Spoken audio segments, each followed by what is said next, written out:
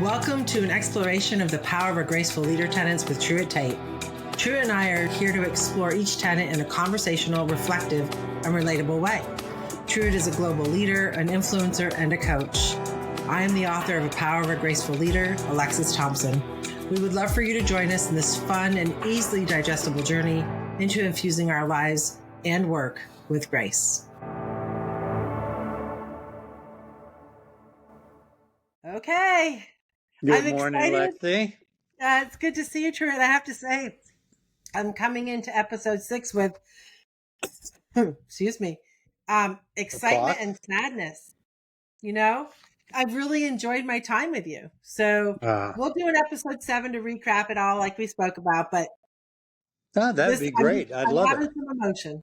I would love it. Yeah. I was afraid when I heard coming in with, it's one of those things, the old games that fill in the word. I swear I thought trepidation.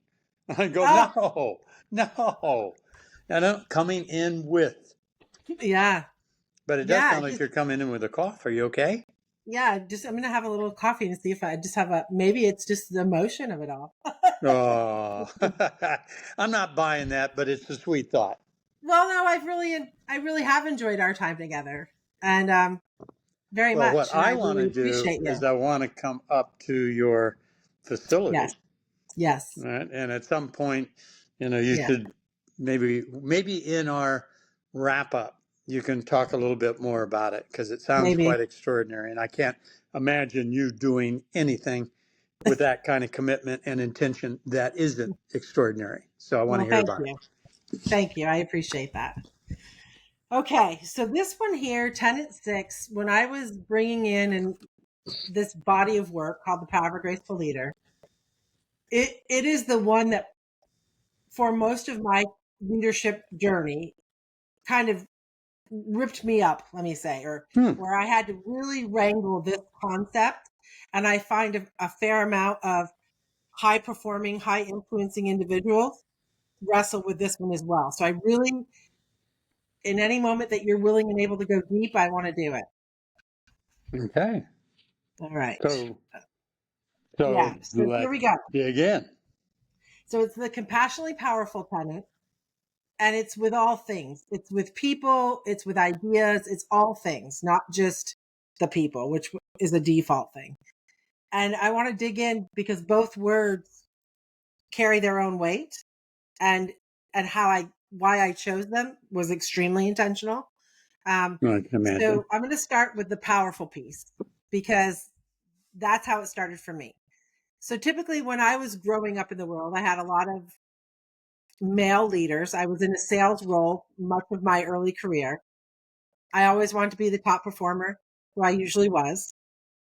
However, it came with a lot of force. And I realized that as I got older, that force had a cost, right? There was an impact and cost that early in my career, I didn't understand.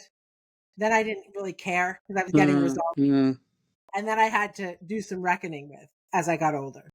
So I went and I studied, I don't know if you know David Hawkins and his body of work called Power. Familiar, not deeply. Yeah. And his body of work helped me make the shift that I needed. So that's why it's kind of it's a foundational body of work for this particular tenet, because it talks about the distinction between forcing, right? My will on you, my way on you, telling versus sharing, all those things. And then power, how that is more of, I can be all my big, beautiful self and enlist you and be curious with you and co-create with you. And so that's one really big piece as we're moving through this that I want us both to keep in mind. And if you have points where it comes to share where you might have in your growing years been more force related than power related, it's helpful. And then the compassionate piece, I think, is probably more standard. It is the ability to have a caring for someone else, maybe not at the expense of yourself, but equal to self, where you're willing to, at times, put someone else's needs ahead of your own, let's say. And relationships require that, as we all know, at times, give and take. So in a world, the first question is this: in a world of do, like what have you done for me lately? What are the results that you've given me lately? How do you discern, or how do you understand or come to know that there's times when you're leading, when you're going to be moving and doing in action, and then there's equally times where you're going to be still and quiet, and both have a power to them, and how to know which one when. Hmm. Okay. Um, you had a little teaser there because you had an opening um, soliloquy, which was beautiful and very Okay. interesting. I mean, I've always thought, you have a gift of combining things in ways that are provocative and generate some further connecting of the dots. Very rarely do people have compassion and power side by Yeah. side as words that are a natural couple, Yeah. and I love it. Again, it is provocative, but it's also realistic. Mm-hmm. Um, and I'll get to your question after just a quick sidebar. Sure. I think I was blessed in my life by the fact that I had, and you and I don't know, session 2 or 3 or somewhere in there, I talked a bit about my mom and dad, who were Mm-hmm. quite different people, together for 25 or 30 years, ultimately divorced because of many of the differences. But he was power, she was compassion. Mm. And I think I told you I probably most admired my mom as one of the figures that had the biggest impact on me. But I do think I was lucky in the sense that I grew up seeing both and seeing strengths and weaknesses of both. And Yep. in my own young, impressionable mind, clearly seeing things that I didn't want to be, Mm-hmm. and seeing things that I wanted. And it wasn't black and white. It was elements of my father and power that I disliked. But there are elements of his success and his drive that I Mm-hmm. saw. And then I saw them in my mother, but in a different dressing. Yeah. And I think part of that humbly reminds me that I was lucky to have that. Yeah. And there are people who grew up only being exposed to one or the other. And Mm-hmm. the fact that they achieve balance and greatness, I highly respect because they had to do it without the side by side comparison that I had. But it keeps me remembering, and it is a terribly important part. That's part of the whole listening is to understand the background, what they were exposed to, how they grew up, Yeah. huge impact. And that should make you um, more compassionate, more Mm-hmm. thoughtful. It's not an excuse, but it's an insight into what they've had to deal with to get where they've gotten. So, a little sidebar. Um, the do do do. You use that trick word again on discerning, where I'm not so good. I'm discerning when the one for the other. And I think I've said to you before, and I stand by it. At least there's some consistency. Things where I'm not sure I'm good, what I do is make sure I build in some discipline and structure. Um, so I think rather than say I can pick the time to be that or that, I make sure Mm-hmm. that I have time for quiet every day. So Yes. I think I've mentioned to you before, I start every day. I started this morning, with the devotion with my wife. We talk about it.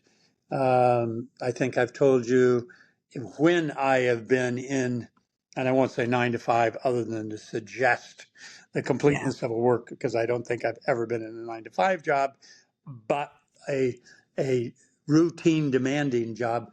I used to block 10 to 11:30 most mornings, and I wouldn't schedule meetings. And it was time, not always just to sit and reflect and think strategically. Ideally, I could say that, and I'd say 50, 60% of the time I used it that way.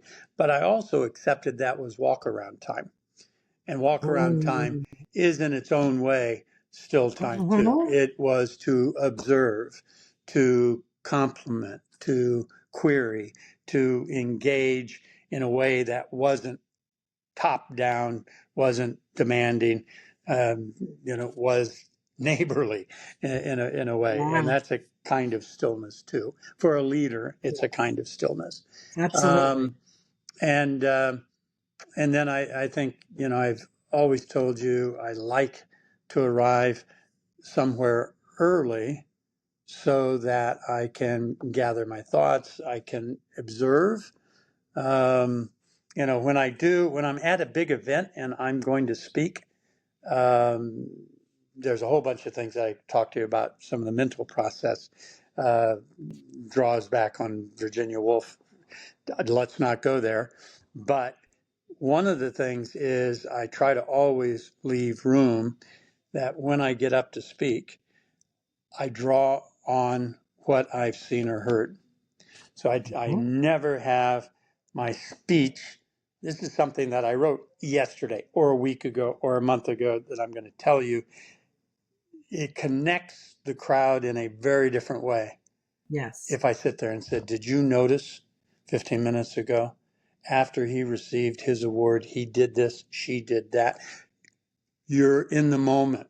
You're you're it's simply make sure that you leave that time to observe and then Yeah. incorporate it because it places you then and there and with them um, in a very different way.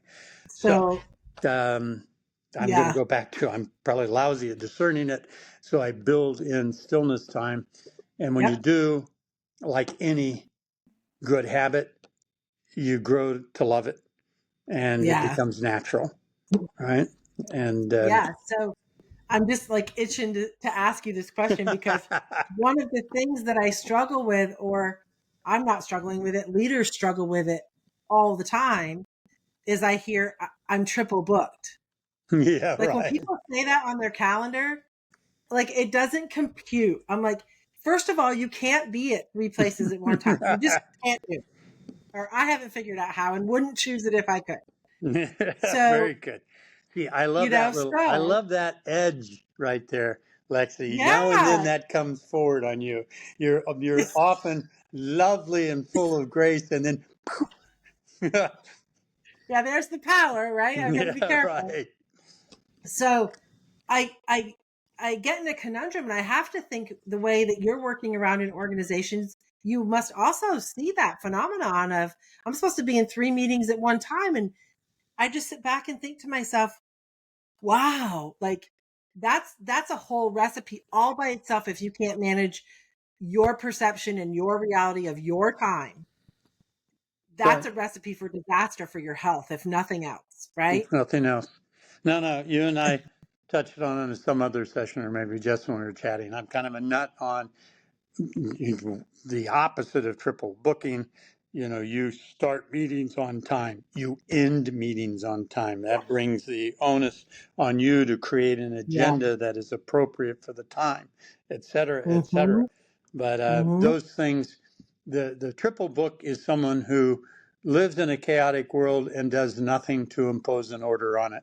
And I don't have respect for that. It is hard, isn't it? Yeah. So I want everyone that's listening to this that is that person to bet to just own it. Like own the reality that you are not creating the world you want to be in. You're reacting to the world that you believe is given to you. Well, they might have And you missed get the to point. change They that. they might have missed the point because they're doing something else while they're listening. Yeah. Maybe. I hope that got their attention. And they go back and start episode 1. That would be Yeah, brilliant. there you Yeah. go. I don't think Okay. so. I'm Yeah. Okay. not sure. I don't think they're your target market. Well, they are and they're not. If they're in an advanced leadership position, they need you one-on-one coaching to change some of those habits. Yes. Yeah, and yes, that's a whole rabbit hole. But Yeah. I just need to put a pin in that because that hour and a half that you gave yourself gave you double that, if not triple that, in that day. Yeah. And people, it doesn't seem to compute until you actually do it, and then you go, oh, right. But you have to actually have the discipline and the Yeah. structure in that area to have the benefit of the understanding of how being intentional with an hour and a half in your day brings in so much more as a result. So, yay. Okay. So here's question 2. Okay. Consequences are always an interesting topic for leaders, right? Consequences. So, are there any tips on celebrating the wins as they come, or on the other side, advice on how to navigate unintended or undesirable consequences as a leader? So, either side. Okay. Well, it comes, the first comes naturally, and we'll get back to my recommendation to anybody: figure out what comes naturally, figure out what doesn't. Those things that don't, figure out how to structure it. So Mm-hmm. I think there's a consistency. I love to develop leaders.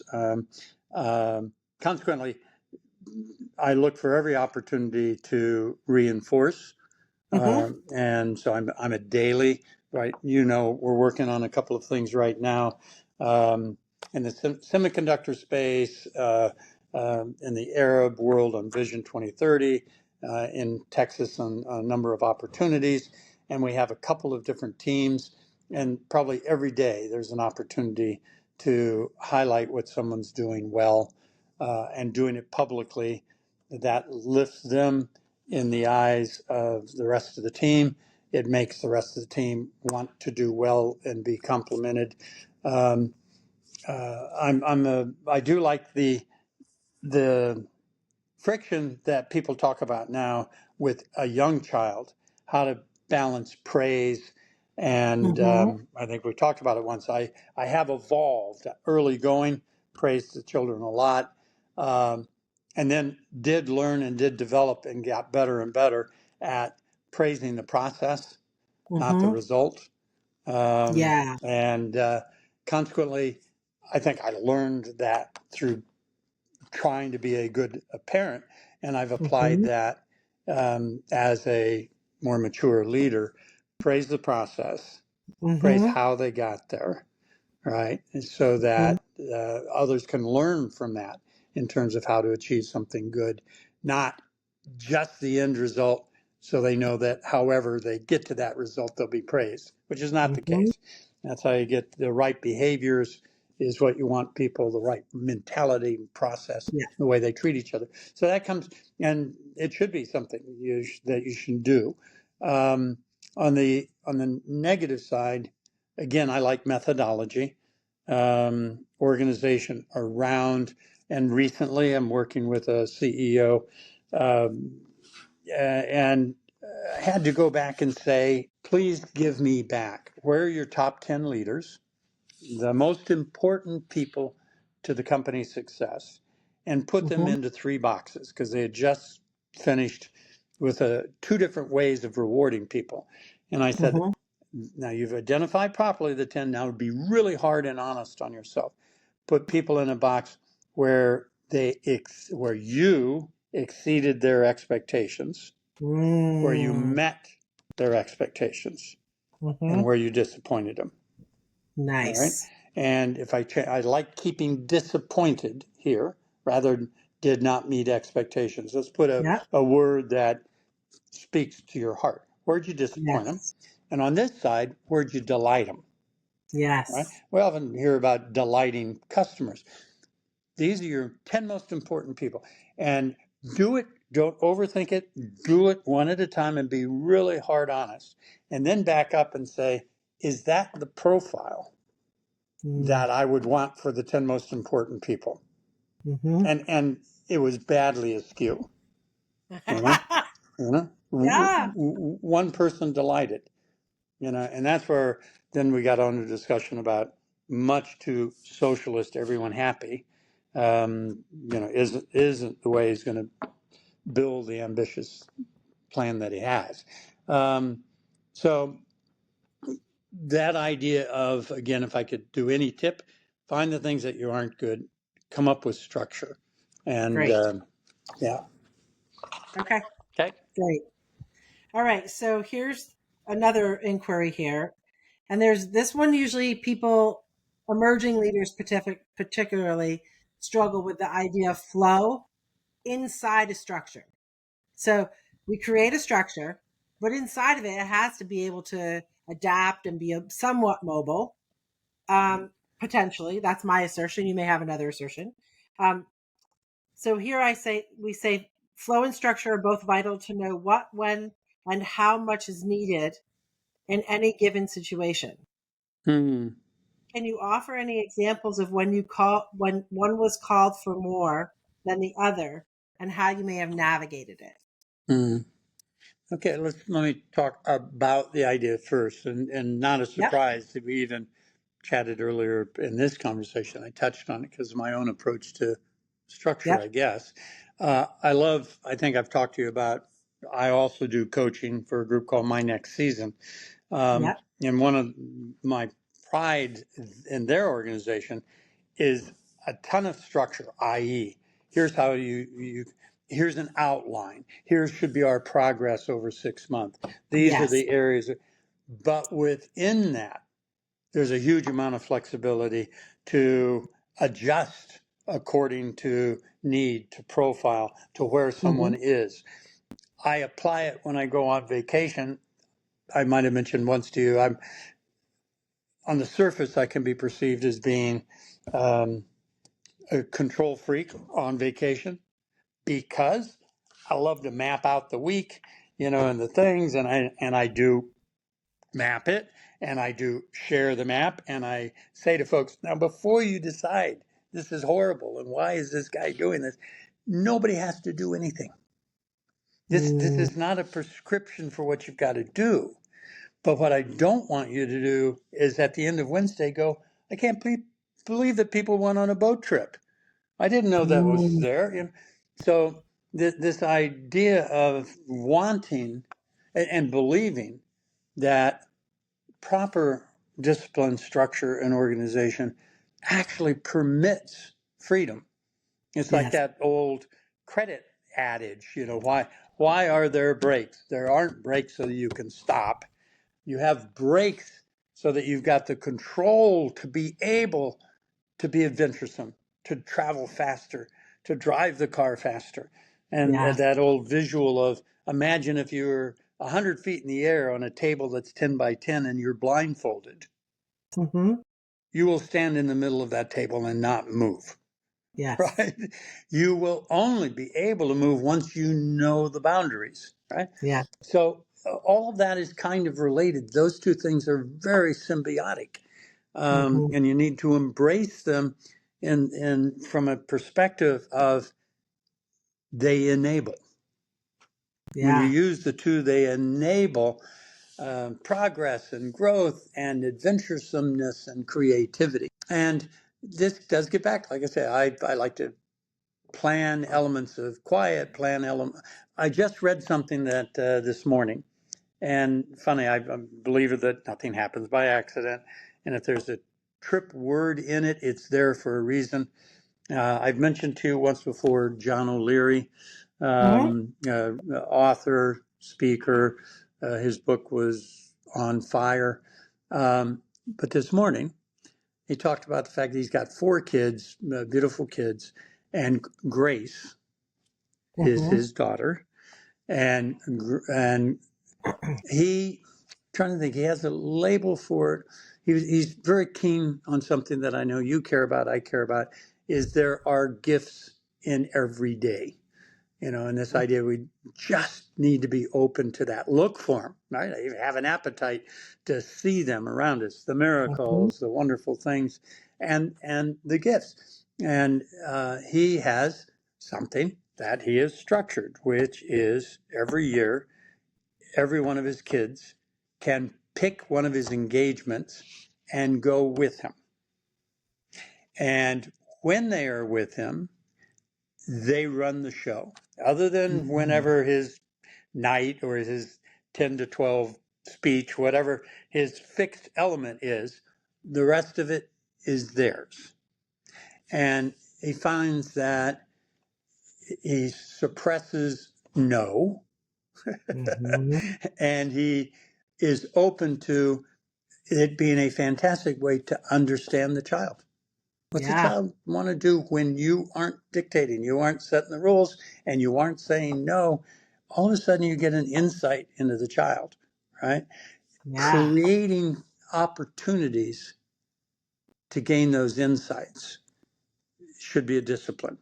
Every one of us. And you have to figure out what's the right way yourself, but Hmm. design ways to be open and listen and appreciate Yeah. who you're interacting with and what it means. It's a form of kind of enforced listening on yourself. And in Hmm. that listening comes appreciation. And with that, gratitude. Yeah. Love it. Right where it landed. So one of the fun things that I've been a part of in organizations around this topic is we've been able to.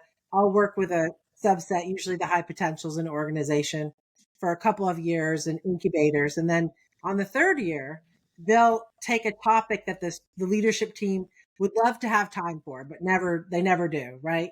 But if they could make time for it, it would be a real value add. So we take this team and we deploy them up against whatever that business need is. And it's been fascinating to watch because they switch roles. So the executive team sits down and that team has about 9 months of the year to take the topic with very little structure given to them, just the problem that's trying to be solved. And then they report it back out to the executive team. And I've seen so much magic happen in that exchange when the person who normally has the say is willing, much like he's willing with his children, to just sit down and follow, right? This goes back to knowing when to follow and lead and to give up some control. So it's Lexi, fascinating. in all of your work with different companies, you go into something like that. You describe it wonderfully, where you yourself, you lit up a little bit, your smile, your Yeah, eyes, and you said it was magical, which is it cool. As an was. instructor, you're not dispassionately over here. You're engaged, and you loved what you saw. Do you have? And I'm curious. Do you have a process by which you're able to revisit after 6 months and find out how much of that stuck Yeah. and in the process of it, have you found some tricks to make sure more of it does stick? Because we all have these epiphanies and are Hmm. motivated, Hmm. and the majority are lost and we can't remember them 6 months later. And Yeah. organizations are that way. They get great Yes. coaches. Have you found any tricks to making sure those things actually get embedded? Yeah. So for better, for worse, I've had much like you say, the privilege to work for some really conscious leaders, even in unconscious businesses. People would say that business, but the leader itself was conscious and willing, and they had enough influence, usually regional or more, to allow to create that safe incubator for these things to kind of percolate a little bit under radar, right? Yeah, And so that would all be happening. And when I take on an engagement like this, it's 3 years because I know there's a stick to itiveness that has to happen. Um, and we have to agree that we're really going to do it because the worst thing when I was sitting inside corporate and we'd get the HR or organizational learning development tip of the day. And then next month it would be something else and we'd forget what we did, or I'd have all these certificates and never know how to use them. I got tired of that. So I said, if you bring me in, we're going to commit to very few things, but we're going to go for excellence in those very few love it. things. And Great. because of that focus and intentionality, um, and and then my skills, just in the ability of the tools that I have to take them on a journey over that 3 years, has really been the secret sauce there. But I will say, not every leader or organization has the attention span or the ability to commit that long. I like it. No, and that's a great phrase. Organizations actually rarely do have an extended attention span. I love it. Well, and this goes back to something I actually think would be really relevant here is you have and you do sit on some pretty influential boards. And in all candor, when I'm coaching leaders that respond to a board of directors, and the board of directors just wants to be quarterly in review, right? They're just looking at financials and they're looking at maybe some M&A activity that might be innovative or going to create the growth that they're looking for. But because the board at times is short-sighted, at least that's the experience of the leadership team, the leadership team doesn't feel enabled to make a 3-5 year commitment, right? Because the board doesn't have the tolerance based on dividends and returns. There's a storyline often that I have to get in front of a board with and help them understand the short-term investment for the long-term gain. And I've been able to demonstrate it. But as a board member, do you see that? And do you have conversations about those types of things Yeah. ever? No, it's a really good observation and question, and absolutely see the challenge, and broadly feel as a companies in general, because of a number of things, but some of it is publicly traded companies, Mm-hmm. shorter term goals, um, Mm-hmm. less commitment and willingness to stick to things in general, Yep. and the fact that your average tenure of a CEO and the average tenure of a director as those things shorten, it becomes more and more difficult Yeah. to um, take a long-term vision, stick to it, reinforce it Mm-hmm. long enough for it to get embedded, which is what we're talking about in terms of culture, Yes. and developing a really good, sturdy, sustainable culture is getting more and more difficult in the world we live in. Mm-hmm. Shorter attention span, a greater focus on short-term results, not on the consistency and Yeah. sustainability of a strategy over time. If a CEO is changing every 3 years, it's very, very hard for those things to Yeah. get embedded. You've got to uh, we need to do it because you can't give up on the large corporation. Mm-hmm. But a riper field in some ways are with earlier stage companies and Yes. startups. And then, you've probably heard me say, I think that one of the best things a large global company can do is make sure that if they do bring people in from the outside, that they have that more entrepreneurial spirit, greater appreciation for the importance of culture, better listeners, better motivators, more Yeah. articulate visionaries, et cetera, getting Mm-hmm. away from the bureaucracy. Yeah, for sure, for sure. And one of the other ways that I've seen, at least the leaders that I've chosen to work with, how they'll do it is they'll take on the body of the work and they'll work it themselves first. And then we create a plan where, and that's why I've said emerging leaders so many times to you, because then there's this going to be this group, this cohort of leaders that are going to move in that organization, or they'll go to sister companies, but they'll still stay typically within proximity. And you've seen that Yeah, people that you were working with in banking, you're working with in new ways now. So when you can take that learning as a leader and walk your talk and then teach that, um, that's impactful. That actually matters over time because let's say you retire, you change your season or you find a new gig.